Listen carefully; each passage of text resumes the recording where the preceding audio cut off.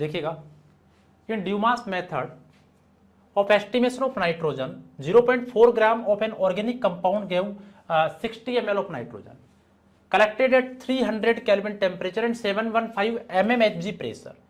The percentage composition of nitrogen in the compound is, percentage composition आपसे पूछ रहा है, aqueous tension at 300 Kelvin 15 mmHg दे रखा है, पता है aqueous tension, vapour pressure of H2O ये दे रखा है और ये कांस्टेंट होता है।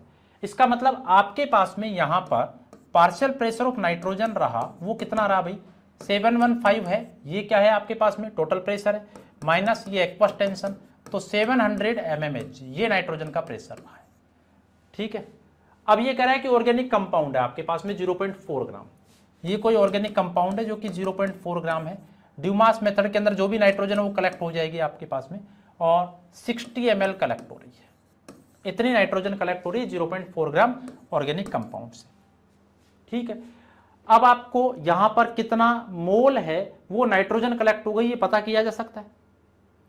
सर सीधे आप पता नहीं कर सकते, नहीं सीधे नहीं पता कर सकते, मेरे पास कोई एसटीपी कंडीशंस तो है नहीं, तो हम क्या कर सकते हैं, पीवी इक्वल टू एनआरटी तो कर सकते हैं भाई।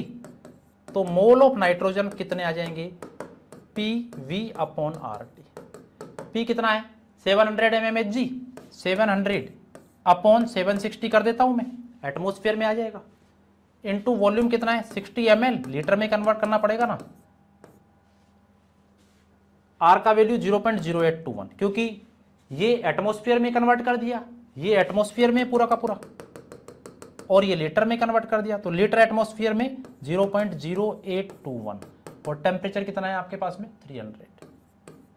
इसको सॉल्व करोगे तो करीब करीब 0.0022 इतने मोल N2 आ जाएंगे। अच्छा N2 का मास पता कर लो, मास ऑफ N2 तो 0.0022 इंटू 28, ठीक है, ये करीब करीब 0.063 ग्राम के आसपास आएगा। कैलकुलेशन तो आप करेंगे, ठीक है। अब आप बस percentage composition in nitrogen, percentage composition of nitrogen in compound इधर लिख देते हैं, percentage composition of nitrogen in compound, कितना पे नाइट्रोजन 0.063 अपॉन टोटल कितना लिया 0.4 इंटू 100 कर लो, ये करने के बाद में कितना आ जाएगा करीब करीब 15.71%।